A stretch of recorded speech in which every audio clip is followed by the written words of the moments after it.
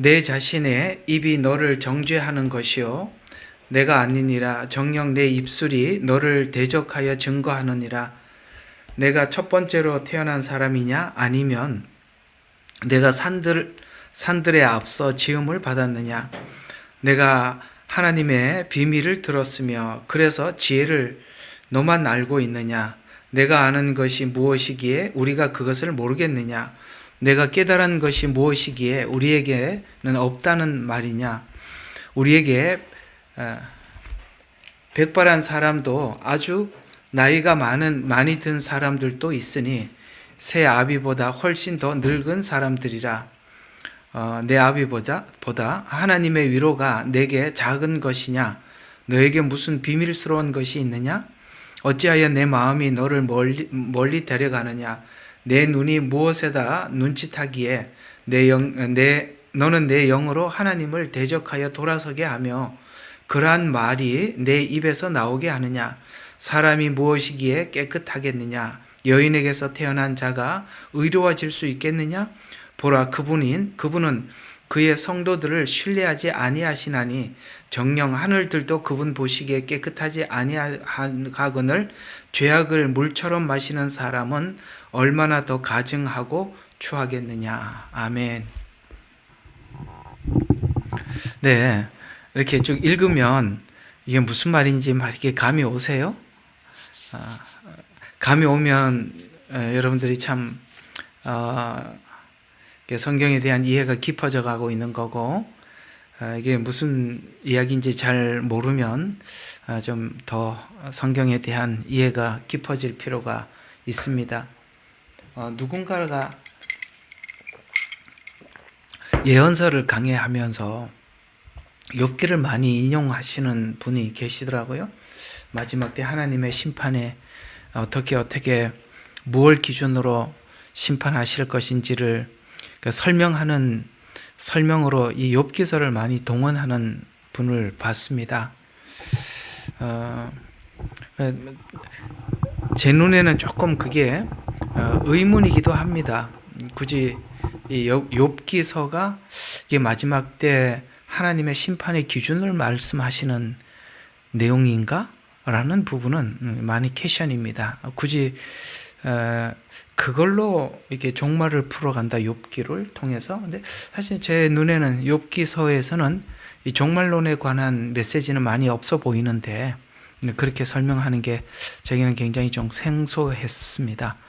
왜냐하면 욥기서는 종말론에 하나님의 심판의 기준을 설명한 것이 아니라 율법 안에 있는 자들이 보는 하나님을 향한 세계관과 그 다음에 은혜를 쫓아가는 사람들의 세계관, 이 두 사람을 대조하고 있거든요. 그래서 욥과 욥 친구 둘을 나누어서 쭉 설명을 해가고 있는 내용인데, 이걸 종말론도로 푼다는 것이 아직은 제게는 선뜻 이렇게 용납이 안 되고 모르겠습니다. 그런 내용들이 있으면 저도 살펴보겠습니다만, 물론 뭐 지옥에 대한 이야기들이 조금은 나옵니다만, 자, 오늘은 이제 저번 주 이게 15장에 좀 들어와서 여러분과 제가 한 가지 좀 깊게 정리하고 싶은 것이 하나가 있어서 이쪽에다 좀 무게를 두고 지금 설명을 해가고 있는데, 여러분 저번 시간에 이 질문에 대해서 한번 여러분들과 함께 나누었던 걸 기억하실 겁니다. 여러분, 우리가 누군가에게 계속 질문을 해간다는 것은 그 상대방에 대한 깊은 관심을 표현하는 것이죠. 사실 상대방에 대해서 별로 알고 싶은 게 없으면요, 그 질문을 할 게 없잖아, 그죠? 그러니까 관심이 많으니까, 더 깊게 사귀고 싶으니까, 더 신뢰하고 싶으니까 우리가 자꾸 묻는 거잖아요. 근데 사실 질문을 안 한다는 것은 뭐 별반 관심이 없거나, 혹은 뭐 저 사람과 내가 너무 다르니까 내가 더 묻고 싶지 않거나, 또 뭐죠? 너무 다르니까 하여튼 좀 그런 게 있습니다. 이 질문을 한다는 것과 안 한다는 것은 사실은 상대방을 향한 강력한 믿음의 표현이기도 한 겁니다. 얼마나 믿고 싶으면, 신뢰하고 싶으면, 알고 싶으면, 이런 것들이 질문을 만들어내죠. 오늘 여기 이제 15장에 들어와서 이제 여러분들과 함께 저번 주에는 1절부터 5절까지 했고요. 오늘은 6절부터 14절을 여러분들과 함께 하면서 욥이 지금 앞에 했던 이런 하나님을 향한 질문들에 대해서 질책을 하고 있습니다. 왜 질책을 하느냐면 엘리바스는 욥이 하나님께 이렇게 질문하는 거에 대해서 너는 아주 믿음 없고 이건 하나님 앞에 불경스러운 죄다, 이렇게 지금 고정적으로 생각을 하고 있는 거거든요. 그러니까 여러분들이 그 신앙생활 하다가 아마 저도 이런 분들을 몇 분 만난 적은 있습니다만 여러분들도 만난 적이 있는지는 잘 모르겠습니다. 신앙에 대해서, 성경에 대해서 알고 싶고 궁금해서 자꾸 물어보니까 또 물었고 또 묻다 보면 이게 대답을 좀 몇 가지, 이렇게 물었는데 대답을 몇 번 나에게 해줘서 계속 그 사람한테 또 묻고 또 묻고 계속 물으면 그 사람이 이제 질문을 하는 것 그 자체에 대해서 한번 여러분 질책을 받아본 적이 있으신가요? 누군가에게 몰라서 자꾸 물어봤더니 한 몇 번은 대답을 해주는데 자꾸 물으니까 화를 내면서 하나님을 그냥 믿으면 되지 왜 이렇게 묻냐, 이렇게 질책을 받아본 적이 있을 겁니다. 저도 그런 질책을 받아본 적이 있거든요. 지금 그런 상황을 상상을 하시면서 오늘 설교를 들어보면 이해가 됩니다. 자, 그럼 왜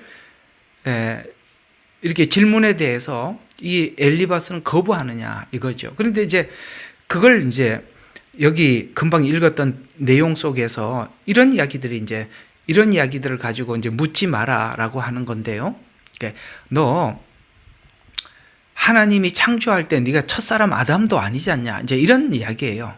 그러니까 네가 뭘 아냐? 그러니까 네가 하나님이 창조할 때 가장 먼저 창조된 창조물이냐? 네가 첫사람도 아니지 않냐? 또 하나는 우리가 알고 있는 하나님에 대한 지식과 비밀에 대해서 네가 특별히 더 많은 비밀을 하나님 앞에 받은 게 있냐? 이제 이렇게 또 묻기도 하고, 야, 네가 살면 얼마나 살았냐? 네 애비보다 더 나이가 많은 사람도 있다.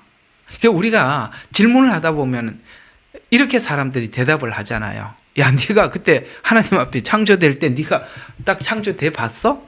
혹은 야, 내가 아는 거 말고 네가 아는 비밀이 더 있어? 하나님에 대해서? 또 이렇게 묻기도 하고, 야, 네가 배우면 얼마나 배웠어? 네가 살면 얼마나 살았다고? 이렇게 이제 책망을 받는다는 말이죠. 지금 엘리바스가 이렇게 책망을 하는데 보통 우리가 질문을 했을 때 사람들이 책망하는 내용들이 이런 거예요. 그죠? 예. 네가 무슨 비밀을 더 많이 아냐? 네가 오래 살았냐? 네가 배우면 얼마나 배웠어? 뭐 이런 이야기를 하고 있는 거거든요. 오늘 금방 읽었던 이야기가 그런 이야기들이거든요. 자, 근데 우리는 이런 생각을 해봐야 하는 것입니다. 여러분, 신앙이 무너지는 이유는 질문을 해서 무너지는 게 아니에요. 지금 저와 여러분이 지금 계속 하나님 말씀을 나누고 성경 공부를 하고 매일 저녁마다 우리가 하나님 말씀을 나누는데 아마도 여러분들이 지금까지 알고 싶었던 많은 질문들을 많이 대답을 아마 제 입을 통해서 많이 해주셨을 겁니다. 하나님께서. 맞지요? 여러분들이 많은 해답을 들었을 겁니다. 근데 이 해답을 여러분들이 왜 들을 수 있었냐면 여러분이 하나님께 물었기 때문에 그런 겁니다. 알고 싶었기 때문에 그런 겁니다. 왜 하나님을 알고 싶었을까요? 우리가 신앙생활하는 이 신앙생활이 하나님 앞에 분명히 내가 문제가 있다는 것도 우리가 알아요. 그렇죠? 이거 하나님 섬기는 거, 이거 내가 지금 뭔가 하자가 있어. 이거 뭔가 아닌 것 같아. 이런 하나님이 요구하는 요구에 미치지 못하는 나의 그 부족함에 대해서 늘 하나님 앞에 부담을 가지고 있었잖아요.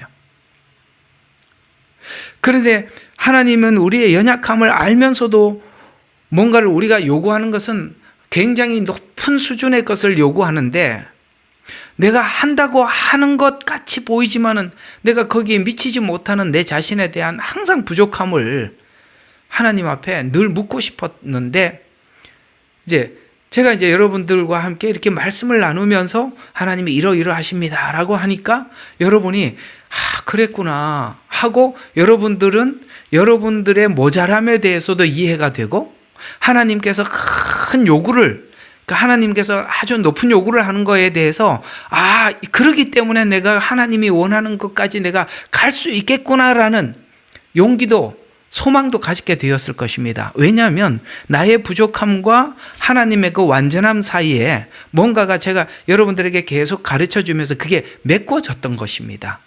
메꿔졌다는 거예요. 그 메꿔졌다는 것은 여러분들이 하나님 앞에 그만큼 질문이 있었다는 것입니다. 여러분 그렇게 봤을 때 이 엘리바스는 아예 질문 자체를 근본적으로 차단하려고 하는 것이고 욥은 하나님 앞에 계속 묻고 싶은 겁니다. 이렇게 묻는 이유는 그겁니다. 다른 게 아니라 하나님 앞에 정직한 하나님 앞에 자기 자신이 정직하고 싶은 거고 이렇게 하나님 앞에 정직한 바른 질문들은 올바른 질문들은 하나님을 향한 나의 믿음의 강력한 표현이지 오늘 엘리바스가 말한 것처럼 죄가 아니라는 거예요. 이 교회가 성도들이 묻고자 하는 하나님에 대한 질문을 근본적으로 차단을 시켰기 때문에 그 신앙이 자라지 못한 겁니다. 여러분 마음껏 묻고 마음껏 하나님 앞에 저는 하나님의 이러이러하심에 대해서 알고 싶습니다 라고 하나님 앞에 구하십시오. 성경은 우리가 다 보지 못해서 그렇지 질문하는 수많은 사람들에게 하나님은 이 성경 안에서 너무나도 우리의 질문에 대해서 다 대답을 했다는 사실을 우리가 알게 될 것입니다. 그래서 우리의 이 질문들은 하나님 앞에 믿음의 불신이 아니라 믿음의 강력한 표현이라는 것입니다. 우리는 아까 말씀드린 것처럼 묻지 말고 믿어라 라는 말들을 우리가 들었을 텐데 묻지 말고 믿으라고 할 것 같으면 여러분 성경이 이렇게 긴 역사를 통해서 우리에게 증언할 필요가 없어요. 왜냐하면 물을 게 없는데 대답할 게 뭐가 있겠어요? 왜 역사를 갖겠습니까? 갖고 있습니까? 왜 역사가 있겠어요? 그 수많은 다양한 상황들을 우리가 일생을 살면서 맞이하기 때문에 하나님의 수많은 상황들을 통해서 하나님의 어떠하심인지를 말씀해 주고 있는 것입니다. 만약에 우리가 질문을 하고 그 질문을 하나님 앞에 하나, 둘, 셋, 넷 이렇게 답을 얻어서 우리 믿음을 이렇게 쌓아가지 않으면 여러분 우리 신앙은 하나님을 믿으면서도 샤머니즘적 성향을 갖게 됩니다. 여러분 샤머니즘이 뭐예요? 샤머니즘은 하나님과 우리 사이에 어떠한 지식도 없어요. 관계도 없다는 거예요. 샤머니즘은 성경은 우상으로 표현되고 있는데요. 샤머니즘은 뭐냐면 신이 누군지 묻고 싶지 않아. 내가 믿는 신에 대해서 관심이 없어. 그 신이 나에게 필요한 것만 주기만 하면 돼. 이게 샤머니즘이에요. 여러분 우리 그렇잖아요. 산에 가면 산신령께 비나이다 그리고 바다 가면 용왕께 비나이다. 대상이 바다 가면 용왕이고 산에 가면 산신령이야. 산도 바다도 없어 하늘님이라고 그래요. 하늘님. 이게 무슨 뜻이죠? 대상은 상관이 없다는 거예요. 내가 원하는 것을 산신령이 줘도 좋고 용왕이 줘도 좋고 하늘님이 줘도 좋고 알라가 줘도 좋고 부처가 줘도 좋으니 내가 원하는 것만 다 누구든지 내가 원하는 것만 주시오. 이게 샤머니즘 아니겠어요? 여러분 우리가 예수를 믿으면서 이 친구들처럼 이 샤머니즘적인 성도들이 얼마나 많아요. 성경에 대해서 묻지도 않고 알고 싶은 것도 없어요. 그냥 믿기만 하자요. 근데 그냥 믿기만 하자 하는 사람들에게 성경을 가르치면 성경이 귀에 들어오겠어요? 맞지요? 그냥 믿기만 하자 그러는 사람들에게, 신에 대해서 관심이 없는 사람들에게 성경을 가르치면 듣겠냐고요. 왜 성경이 힘이 없는지 아시겠습니까? 설교를 그렇게 많이 들어도 성경에 대해서 관심이 없는 게 왜 그런지 아시겠죠? 왜 그렇다고요? 신에 대해서 관심이 없어요. 내 요구만 있는 거예요. 오늘 여기 친구들은 샤머니즘적 정도는 아니지만 하나님에 대해서 이미 자기가 틀을 가지고 세팅이 딱 되어 있어요. 그리고 하나님의 다른 부분을 설명을 해줘도 아예 거부하는 겁니다. 그래서 질문하는 욥이 불편한 거예요. 우리가 하나님에 대해서 정확하게 하나 이렇게 설명을 해주면 욥 친구 같은 신앙인들은 화를 냅니다. 너는 왜 이렇게 복잡하게 믿냐? 단순하게 믿어라. 우리 아들이 이 설교를 들을지는 모르겠습니다만 옛날에 한번 이런 이야기를 하다 우리 아들이 그런 이야기가, 아빠 그렇게 복잡해요. 그냥 예수 믿으면 천국 그렇게만 믿으면 끝이죠. 그래서 야 이놈아, 그렇게 단순한 게 아니다. 지금은 이제 생각이 많이 바뀌었을 겁니다. 옛날에 한번 저희한테 그래서 결코 그런 게 아니라고, 그럴 것 같으면 뭘 하고 이렇게 매일 저녁 성경 공부하고 이러겠습니까? 그냥 주일날 한번 예배 드리고 형식적으로 지나가면 되죠. 그게 아니기 때문에 이렇게 하는 거 아니겠습니까? 그래서 오늘 여기 15장에 보면 엘리바스는 질문을 죄라고 생각하지만 하나님은 욥이 하는 이 질문을 믿음의 통로로 쓰고 있다는 겁니다. 아주 놀라운 겁니다. 이렇게 묻고 있는 것이 지금 믿음이 차근차근 지금 욥은 정리가 돼가고 있는 겁니다. 이해가 가요? 욥이 가지고 있었던 지난날 하나님에 대한 세계관 틀이 깨지고 하나님의 크심을 받아들이기 시작하는 겁니다. 그렇습니다. 신앙이란 뭐죠? 하나님, 내가 생각하고 있는 하나님은 이러이러하신 분이니 제가 이렇게 생각하고 있는 대로 이해시켜 주세요. 그러면 절대 신앙이 자라질 않아요. 친구들이 그래요. 저는 하나님이 이러한 분으로 이해를 하고 있으니 하나님, 딴소리 하지 마시오. 내가 이해하는 대로만 설명해 주시오. 이게 이제 욥 친구들의 이야기고, 욥은 내가 생각하고 있는 것은 문제가 있으니 내 이 문제 있는 틀을 깨셔서 내 그릇을 이게 믿음의 그릇을 넓혀서 하나님의 그 방대하심 속에 내가 들어가게 해주세요. 여러분, 이게 이제 물론 이렇게 성경을 해석해도 되는 거니까 제가 설명을 합니다만, 에스겔서에 보면 이런 말씀이 있는 거 아세요? 성전 문지방에서 물이 흘러내려와요. 그건 이런 예표가 되는 겁니다. 하나님 교회에서 말씀이 흘러가는 겁니다. 근데 이게 말씀이 흐르는데 누구는 발목에 잠깁니다. 말씀이 발목에 잠기니까 여러분 자기 마음대로 행동하겠죠. 여러분, 우리가 시냇가에 발을 담글 때 발목에까지밖에 물이 안 잠기면 물은 아무 힘이 없어요. 힘을 쓸 수가 없죠. 그렇죠. 내 마음대로 다닐 거 아닙니까? 그러나 조금 더 깊이 들어가면 무릎까지 오는 거예요. 그러면 내가 내가 더 힘든 거예요. 물이 더 힘을 쓰는 겁니다. 그렇죠. 근데 조금 더 들어가니까 허리까지 오는 거예요. 그러면 반반이잖아요. 그런데 물 속에 잠수를 해버리면 물이 나를 지배하지요.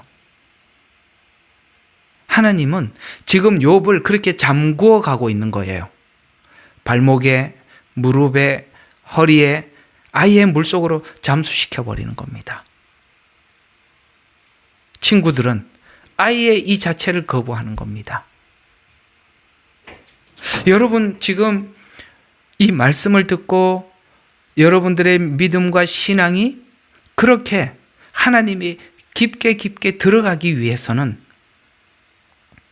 욥은 이 단계에 와서는 이런 질문을 해야 되고 다음 단계에 가서는 저 질문을 해야 되고 그 다음 단계에 가서는 저 질문을 해야 되니까 그 질문을 하는 수준이 높아진다는 것은 하나님을 향한 자기 신앙이 깊어져 가는 겁니다.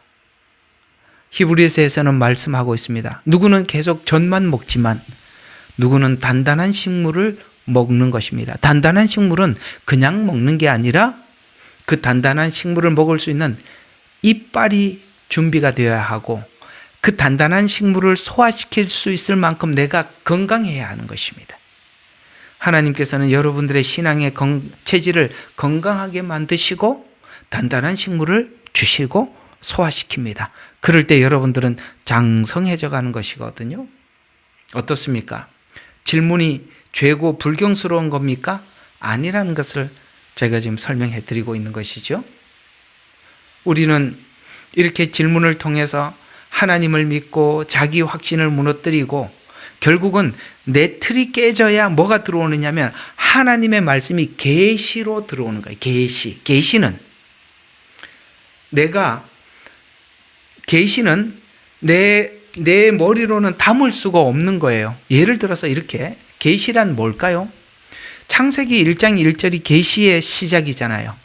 태초에 하나님이 천지를 창조하시니라. 여러분 이거 어떻게 우리가 이해하겠습니까? 이거는 하나님의 계시를 내가 믿음으로 받을 수밖에 없는 거예요.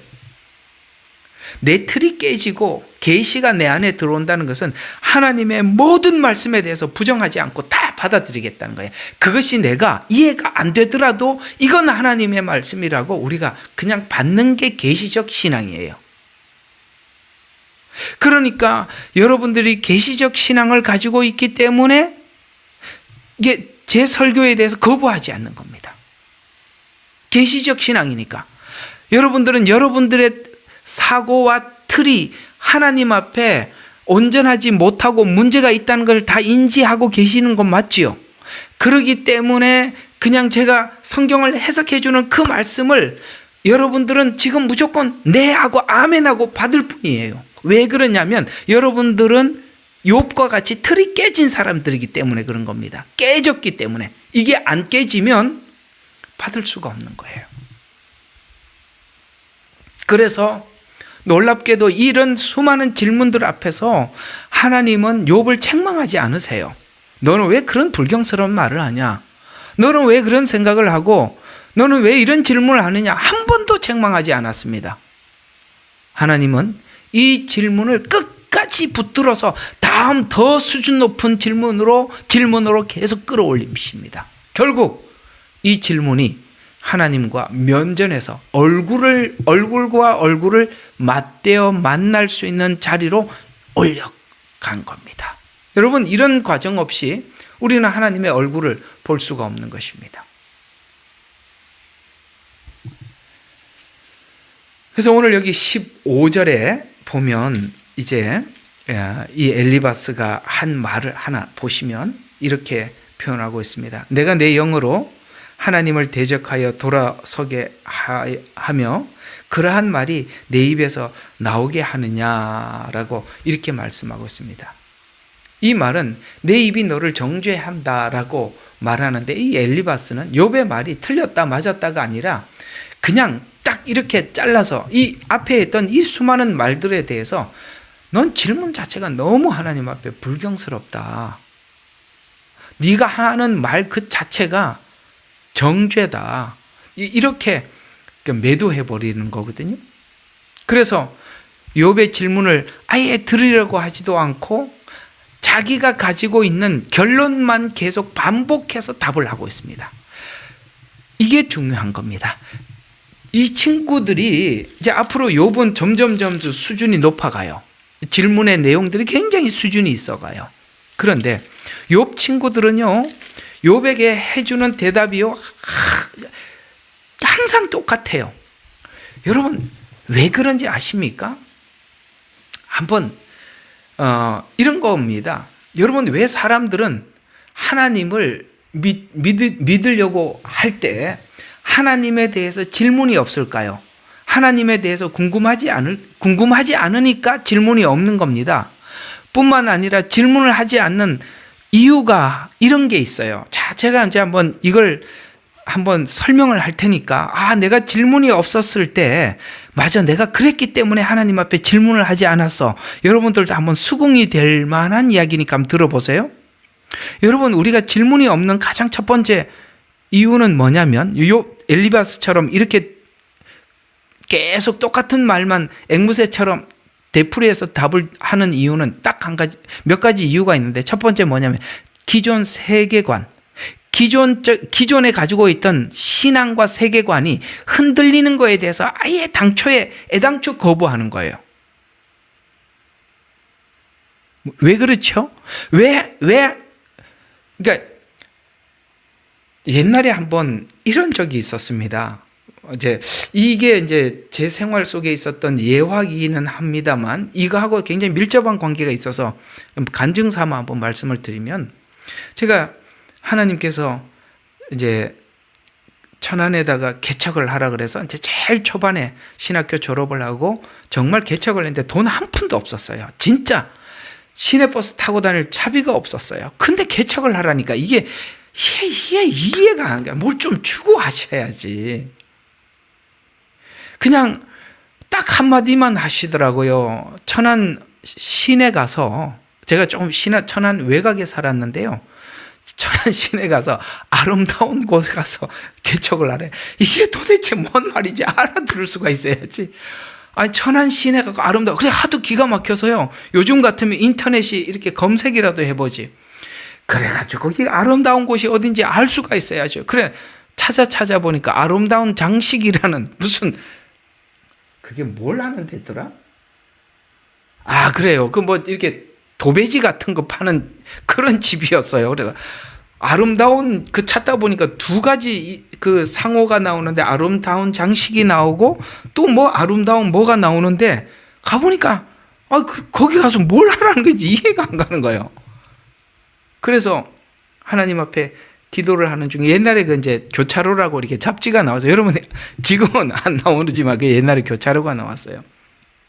기도를 하는데 하나님께서 어떤 2층, 오늘 이러다가 이제 설교 이러다가 마칠 것 같은데 2층에 가서 이제 어린이집이 하나 나왔는데, 딱 가보니까 딱 교회 자리로 너무 좋은 거예요.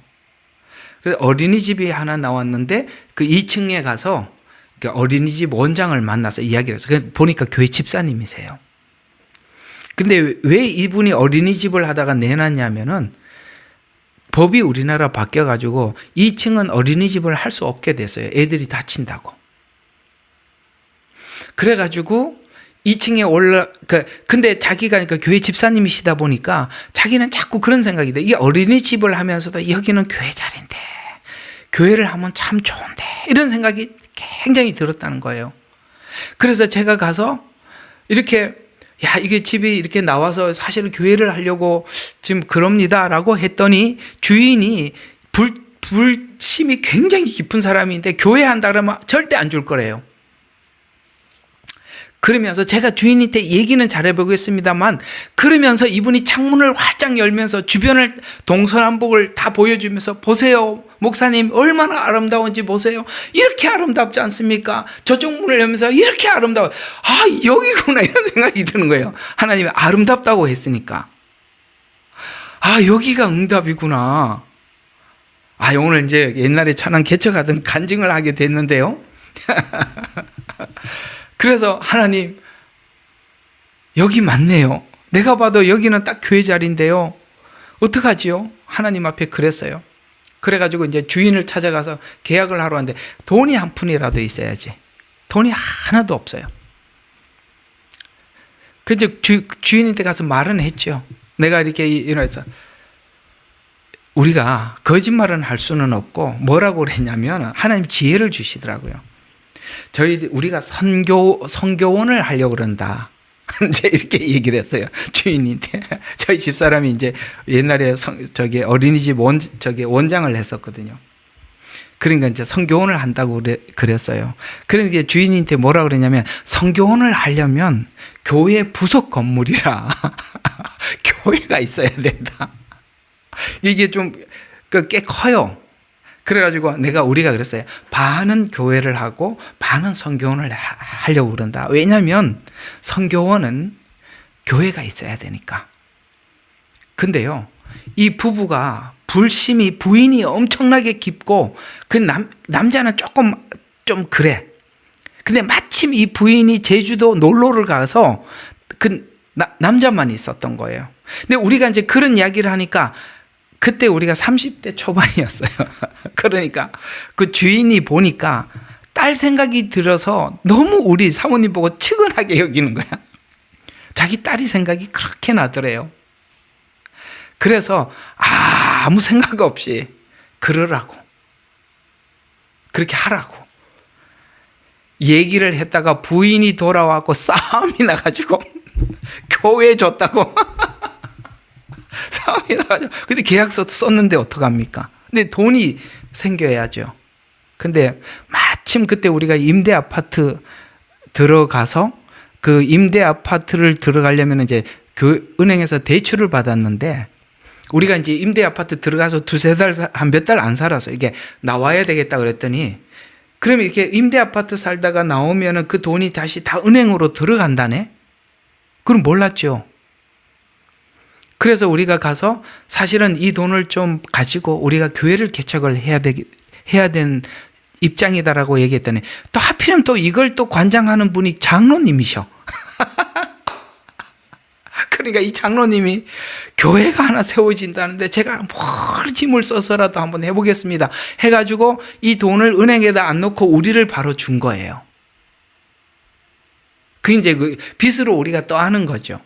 그래가지고 이걸 가지고 저기에 보증금을 넣고 이제 한 달에 얼마씩 하고 그 다음에 인테리어를 해가지고 교회를 세운 게 천안에 있는 새벽교회라는 교회를 제가 개척한 교회입니다. 저는 그래도 개척 경험도 있습니다. 계시.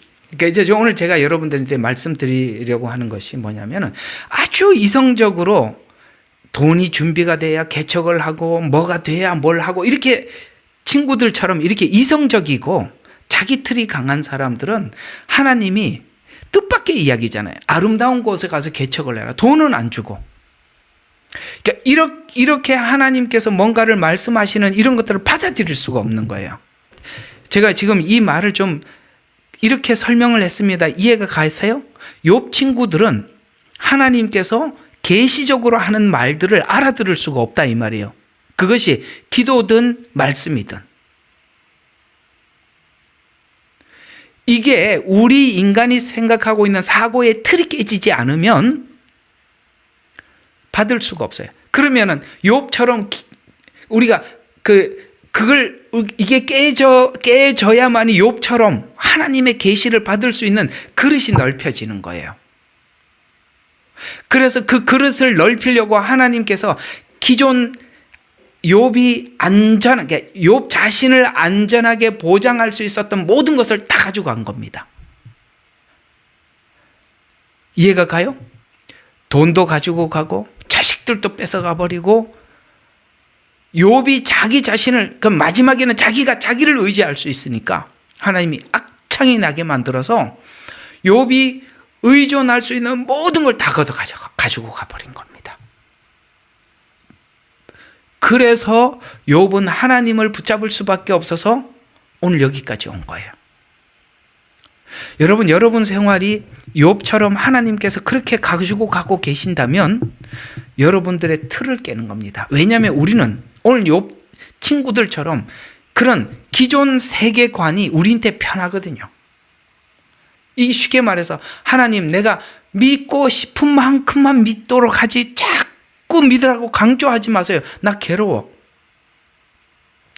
세상 사람 말대로 표현하자면 술도 끊어야 되고 담배도 끊어야 되고 내가 이거 없으면 무슨 낙으로 사나. 이걸 하나님이 가지고 가는 걸 두려워한다 이 말입니다. 이해가 가지요? 왜 하나님께 질문을 하기를 거부하느냐면, 내가 지금 이것 때문에 즐거움으로 내가 살아가고 있는데, 내가 이거 깨고 나면 무슨 재미로 살려고 하는 거야. 그럼 묻지 마세요. 그러니까 하나님 치고 들어오지 말아주세요. 난 싫어요. 그래서 안 묻는 거예요.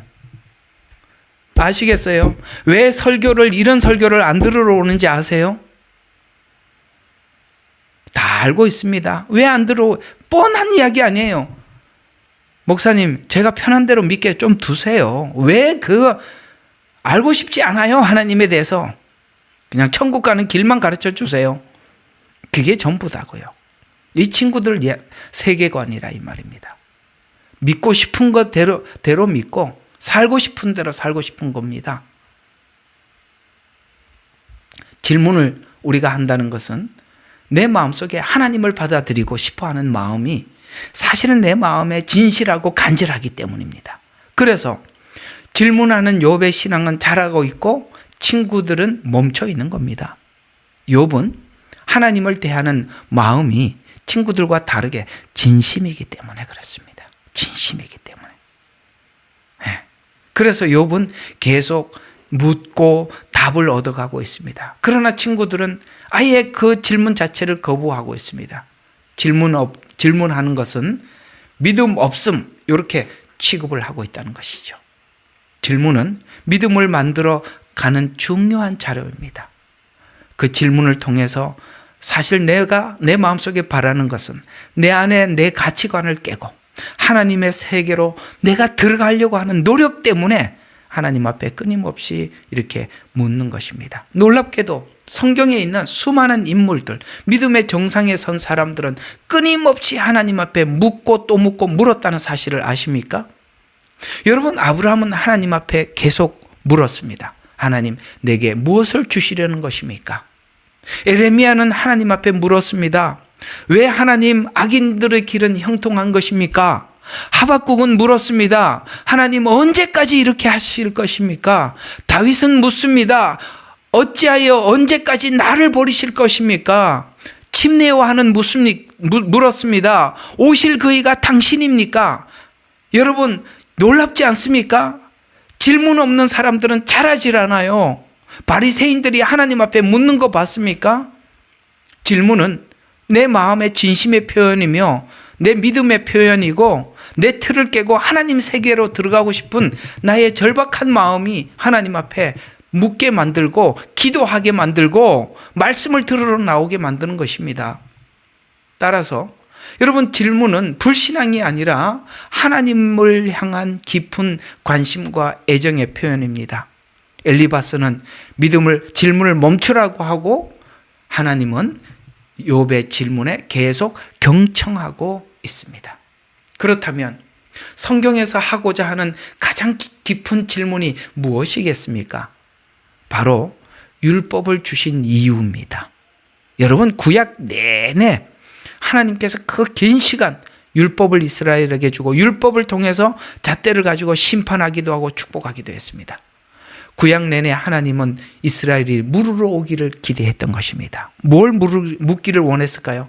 하나님 율법을 주신 이유가 무엇입니까? 왜 율법을 주셨습니까?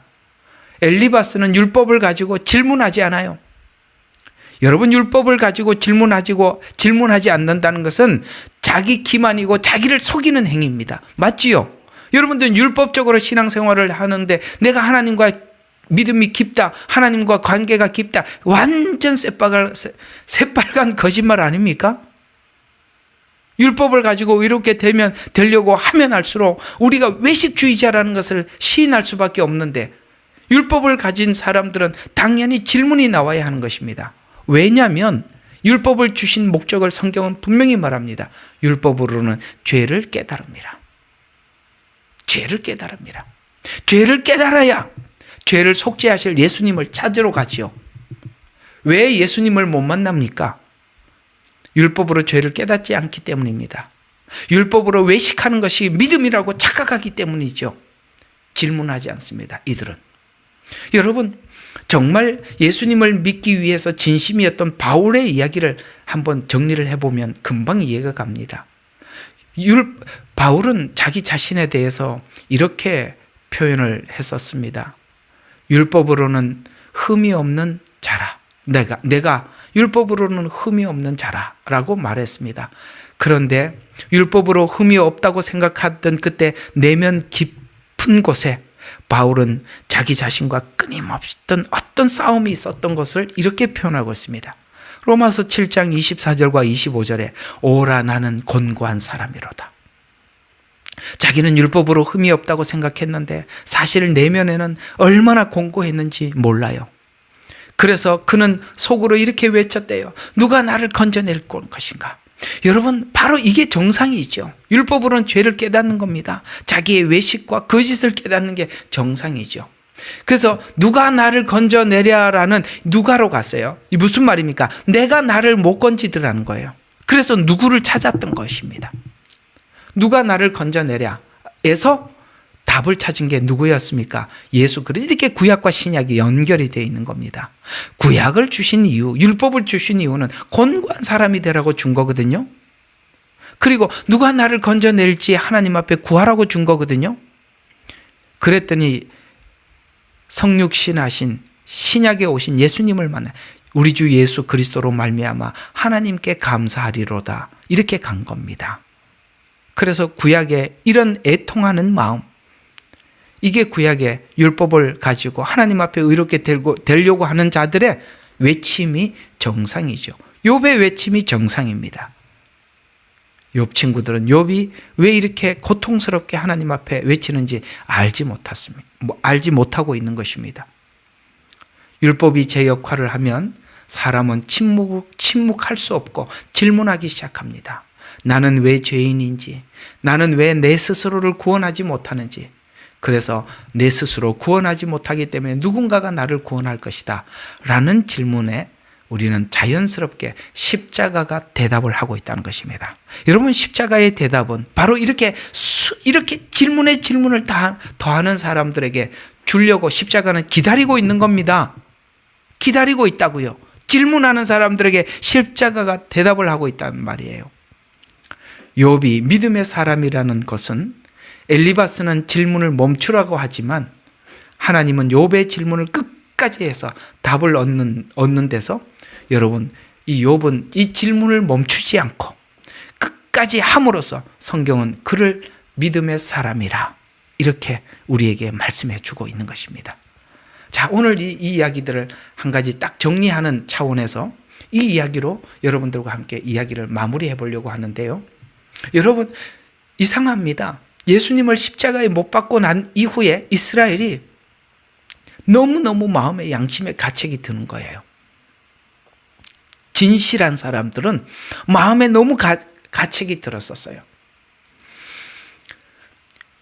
그를 따라다녔고, 근데 그는 아무런 저항도 하지 않으시고 십자가에 죽으셨어요. 이게 너무나도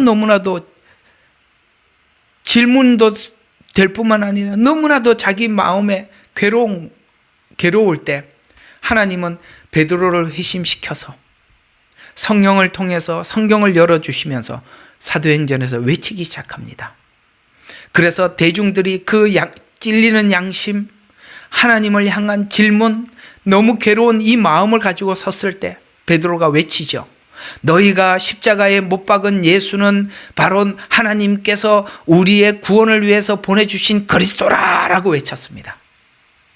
그들이 굉장히 하나님 앞에 스스로를 자책하고 괴로워할 때 베드로가 너희가 십자가에 못 박은 예수는 하나님이 보내주신 너희의 구세주다 이렇게 외쳤어요.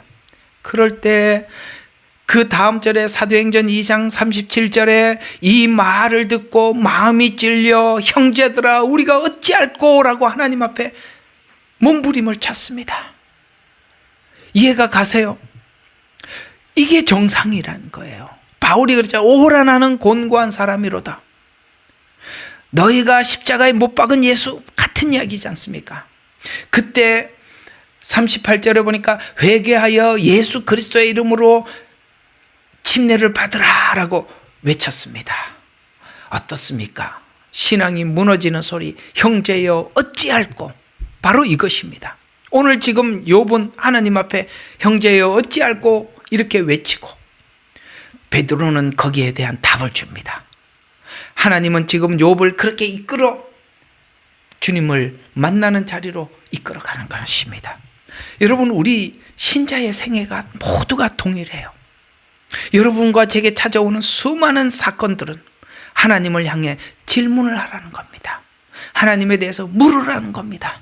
성경이 묻는 자에게 대답을 해주니까 하나님, 성경은 대답할 준비를 가지고 여러분들에게 여러분들의 이 생활을 이끌어 가시는 겁니다. 참 이상하게 저와 여러분의 만남 속에 여러분들이 이 말들을 진지하게 듣는 이유가 있어요.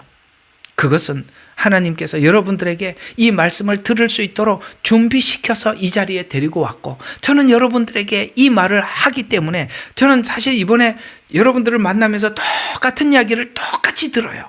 두 가지 공통점이 있더라고요. 여러분 모두가 똑같은 이야기가 두 가지가 똑같았어요. 첫 번째 뭐냐면, 목사님 설교가 다 저에게 하는 이야기였어요. 아니, 여기 지금 44명이 들어와 있는데 제가 한 사람한테 해야 정상인데 왜 어떻게 다 똑같은 사람들한테 합니까? 그건 뭐냐면 성령님께서 여러분들에게 들을 준비를 시키고 제게 보내주는 거예요. 그리고 저는 여러분들에게 들을 준비가 되어 있는 메시지를 전할 뿐이에요. 그래서 우리가 이상하게도 한 사람이 전하는데 모두가 똑같이 듣고 있는 거예요. 이해가 가요? 이거예요. 이거라고요. 아무나 듣는 게 아니고 이거라고요. 그리고 이 답이 되니까 계속 들어. 여러분 얘기를 들어보면 하루 종일 설교를 듣는데 왜 그래요? 이게요, 그냥 일어난 일들이 아니라 이게 하나님이 이 예레미야 눈물 교회와 주생명 선교교회에 움직이고 있다는 가장 강력한 증거입니다. 아시겠어요? 말씀을 전하고 말씀에 여러분들의 답을 얻고, 이것만큼 더 확고한 게 없어요. 왜 이 교회가 하나님이 세우셨냐? 왜 저와 여러분들의 만남이 하나님의 만남이냐? 이것만큼 더 분명한 증거가 없다 이 말이에요. 하나님은 질문을 계속하게 해서 우리가 가지고 있던 내 믿음을, 내 틀을 무너뜨리고 우리 의를 깨트리고 하나님의 의를 소유한 자로 살도록 하기 위해서 하나님은 우리에게 이렇게 이끌어 가셨던 것입니다. 하나님께서 아브라함의 생애가 그랬고 야곱의 생애가 그랬어요. 야곱이 오라 나는 곤고한 사람이라, 그 말이요 야곱 생애 속에서도 나오거든요. 하나님께서 야곱이 야복강 나루터에서 한 말을 이렇게 표현하고 있습니다. 야곱은 홀로 남았다니, 어떤 사람이 날이 새도록 야곱과 씨름하다가, 여러분 바울 이야기하고 너무 똑같지 않아요? 어떤 사람이, 야곱이 홀로 남아 오라 나는 곤고한 사람이라, 똑같잖아요. 어떤 사람이 날이 새도록 야곱과 함께하다, 누가 나를 건져주랴, 어떤 사람이 건져주시더라는 거예요. 너무 똑같죠? 여러분 모두가 똑같아요. 우리도 똑같고 야곱도 똑같고 바울도 똑같고, 여기 우리하고 틀린 사람이 없어요. 그래서 우리는 딱 아는 게 뭐냐면 야곱이 한 말하고 똑같습니다. 내게 축복하지 않으면 보내지 못합니다. 그래서 나는 물을 수밖에 없고 당신의 다리를 붙잡고 늘어질 수밖에 없어요.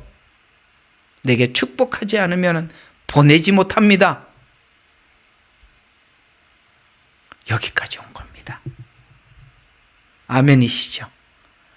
사실은 고단하지만 행복합니다. 왜 행복합니까? 예수 믿는 사람처럼 행복한 게 어디 있겠어요? 오늘 이야기 하나 마치고, 이거 좀 아쉽지만 시간이 많이 흘렀지만, 요즘 내레티비인가 있더라고요. 내레티비. 그게 뭐냐면 그 북한에서 탈북한 분 간증 이야기였어요. 그 2시간짜리라 너무 길어갖고 어제부터 보고 오늘도 보다가 이게 전기가 나가서 오늘 다 못 봤는데요. 참 그 너무너무 스토리가 기가 막혀요. 근데 제가 오늘 어디까지 딱 듣고 왔냐면은 아버지가 중국에 와서 예수님을 만났어요. 어쨌든 그 가족이 다 이건 한번 들어보면 너무 기가 막히는 사연이에요. 결국은 그 아버지가 이제 여러분 그 탈북자들을 다시 북한에 파송을 할 때 선교사들이 뭐를 하느냐면은 성경을 가지고 못 들어가니까 성경을 아예 통째로 암송시켜 보냅니다. 암송시킨다고요. 왜냐하면 우리 책을 못 가지고 가니까 암송을 시켜. 그 아버지 이야기 듣고 너무 놀랐어요. 그 아버지가 다시 북송이 됐는데 그때 10몇 명이 잡혀갔답니다. 보이부 유언이 와서 그러더래요. 여러분, 북한에 가서 가장 치명적인 탈북자들이 누구냐면 한국 선교사를 만난 거예요. 그 사람들은 절대 용서가 없습니다. 그래서 10몇 명이 잡혀가지고 보이부 유언이 묻더래요. 그 탈북한 아들이 이게 둘러서 이제 소문을 들은 거예요. 아버지 이야기를. 그래서 보이부원이 뭐라 그랬냐면은 여기서 예수 믿는 사람 손 들으라 그러는 거예요. 딱 3명이 손을 들고 볼 때 이 사람들은 손을 든다는 것은 자기 죽음을 각오한 거예요. 그 아버지가 예수님을 만나고 난 뒤에 천사처럼 바뀐 사람이에요. 진짜 예수님을 만나. 그 자리에서 나 예수 믿는다고. 그래갖고 13년 교화형을 막 받아서 정치범 수용소 들어간. 여러분 그 정치범 수용소에 크리스찬들 얘기 들으셨죠? 무슨 골룸인가? 네. 뼈만 남은 사람 있잖아요. 그 사람들이 다 크리스찬 정치범 수용소에 가 계시는 분들이거든요. 아예 자기가 죽기를 각오한 거예요. 참 대단하지 않아요? 예. 근데 아버지가 마지막 이렇게 헤어지는 아버지하고 부르면 큰일 나는 헤어지면서 딱 눈빛이 세상에 그렇게 평안할 수가 없었다니까. 아버지 얼굴이.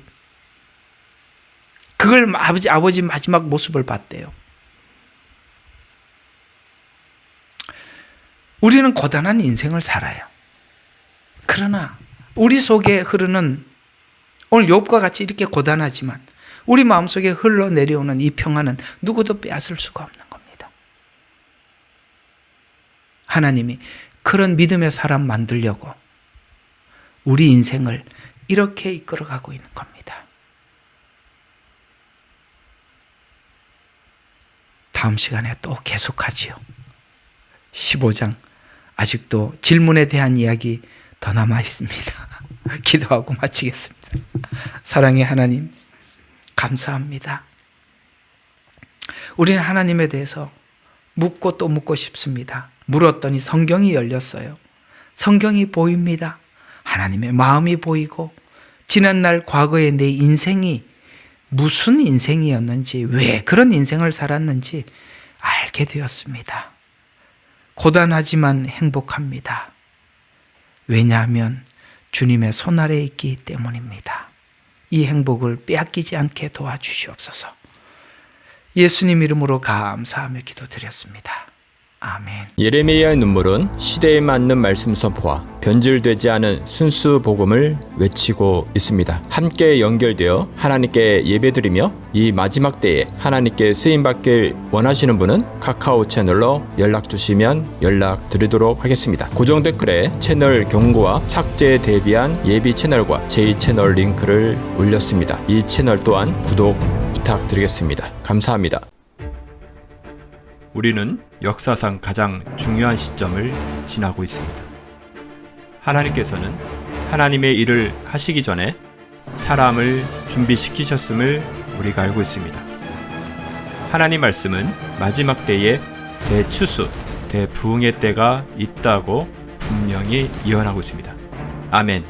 하나님의 말씀이 그대로 성취될 것을 믿습니다.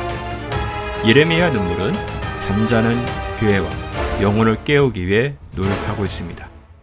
이 가슴 뛰는 일에 함께 하길 원하시는 분은 카카오 채널로 연락 주시기 바랍니다. 당신은 위대한 하나님의 사람입니다.